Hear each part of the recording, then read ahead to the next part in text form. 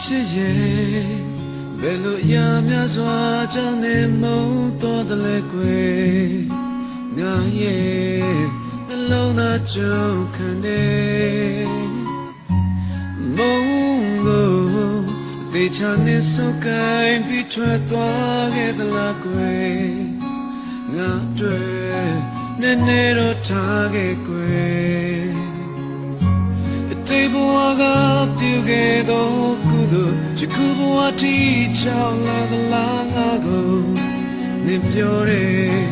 အတိတ်ကိုတိမ်မှာပဲထားခဲ့တဲ့ဘဝပြောသလိုနေတယ်အစမပြေမှုများလဲရှိတယ်အဲ့ဒါငါတယောက်တည်းချစ်ရဲ့မေစီမလေးငါမျောနေတယ်နားလေဒီနေ့မှငါစီမေးရောက်ပြန်ခဲ့